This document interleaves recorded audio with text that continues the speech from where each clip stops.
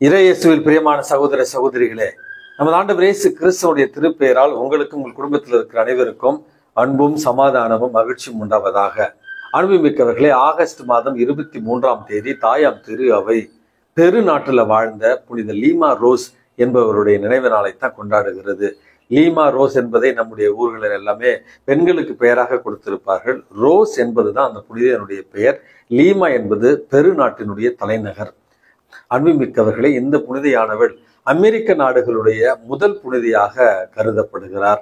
இவருடைய குடும்பம் மிக ஏழ்மையான ஒரு குடும்பம். வாழ்ந்தது திருச்சபையுடைய வரலாற்றுல 17வது நூற்றாண்டுல. தந்தை ஒரு போர் வீரர், தாயானவர் ஒரு சாதாரண குடும்ப இல்லத்து அரசி.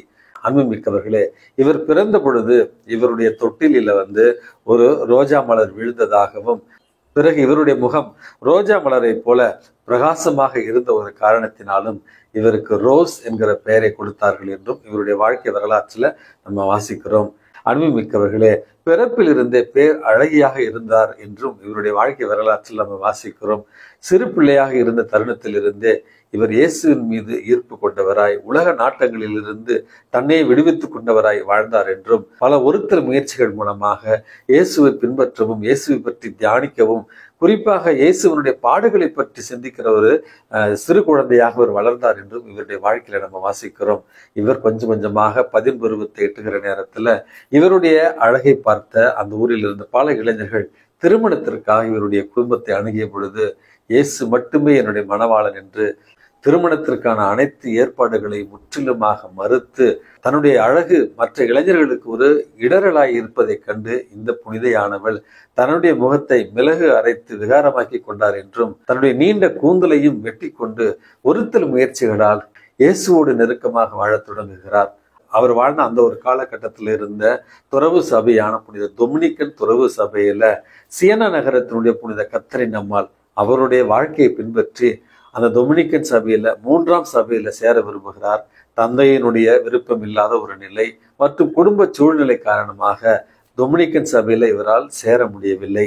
இருந்தாலும் வீட்டிலேயே அதற்கான சீருடைகளை இவர் அணிந்து கொண்டு வீட்டிற்கு பின்புறம் ஒரு சிறிய குடிசையை அமைந்து துறவு வாழ்வை, நித்தியத்திற்கும் இறைவனுக்கு தன்னை ஒப்பு கொடுத்த ஒரு வாழ்வை இவர் பக்தியோடும் விசுவாசத்தோடும் எளிமையோடும் தாட்சியோடும் வாழ்ந்தார் என்று கடைசியில அதே நிலையில இவர் இறைவனை சேர்ந்தார். இவருடைய இறப்பிற்கு அந்த லீமா நகரத்தில் இருந்த ஆயர் மற்றும் பல ஆயிரக்கணக்கான மக்கள் சான்று பகர்ந்தார்கள். இவர் ஒரு புனிதமான ஒரு வாழ்க்கையை வாழ்ந்தார் என்று. அன்புமிக்கவர்களே, தாட்சியிலும் எளிமையிலும் இறைவனுடைய அன்பை சுவைத்த இந்த புனித லீமா ரோஸ் அவர்களைப் போல நாமும் தாட்சியோடும் எளிமையோடும் வாழ இவருடைய பரிந்துரை இன்றைக்கு மன்றாடி செபிப்போம்.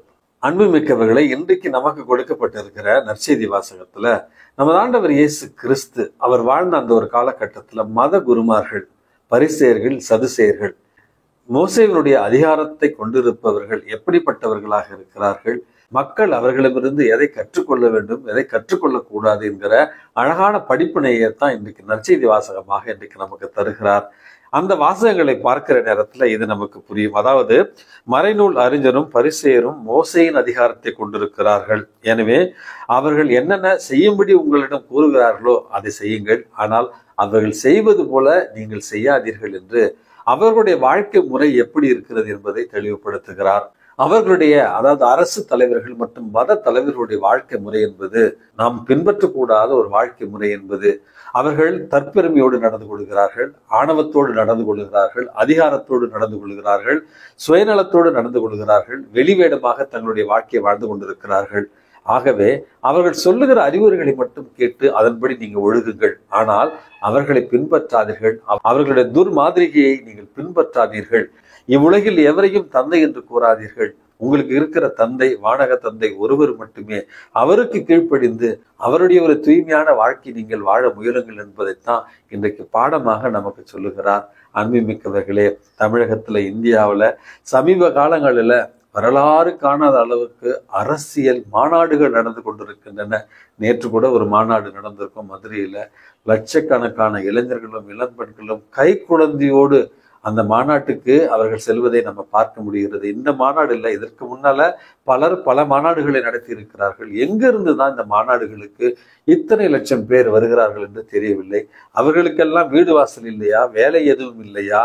இத்தனை லட்சம் பேர் கடும் வெயிலில குழந்தைகளை தூக்கி கொண்டு சாலைகளில மிக ஆபத்தான ஒரு கூட்ட நெரிசலையும் ஏற்படுத்தி கொண்டு படிக்கிற நேரம், காலாண்டு எக்ஸாம் வரப்போகிற நேரம், கல்லூரியில தேர்வுகள் நடந்து கொண்டிருக்கிற இந்த ஒரு நேரத்துல லட்சக்கணக்கான இளைஞர்களும் இளம் பெண்களும் குடும்ப பெண்களும் மற்றும் குழந்தைகளும் இப்படிப்பட்ட மாநாடுகளுக்கு சென்று வருவது, அங்கே நடக்கிற குழப்பங்களை எல்லாம் பார்க்கிற பொழுது எங்கே செல்லுகிறார்கள் நம்முடைய இளைய சமுதாயம் என்கிற மிகப்பெரிய ஒரு கேள்வி ஏற்படுகிறது.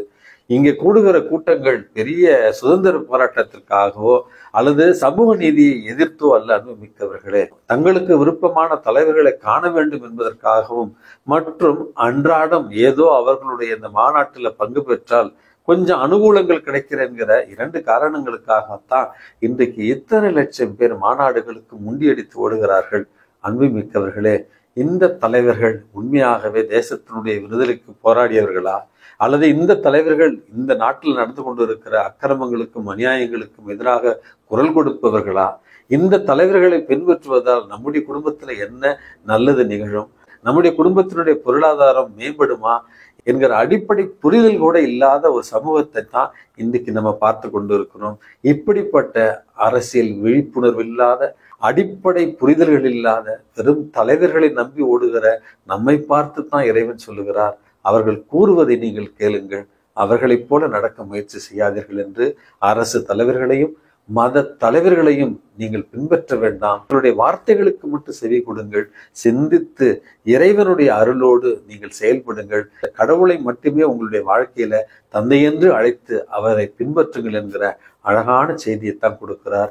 இந்த செய்தியினுடைய அடிப்படை சார அம்சம் என்னவென்று பார்த்தால், அரசியல் தலைவர்களுக்கு ஆணவம், சுயநலம், அதிகாரம், தற்பெருமை மற்றும் வெளிவேடம் இவற்றை போன்ற தீய குணங்கள் இருக்கின்றன.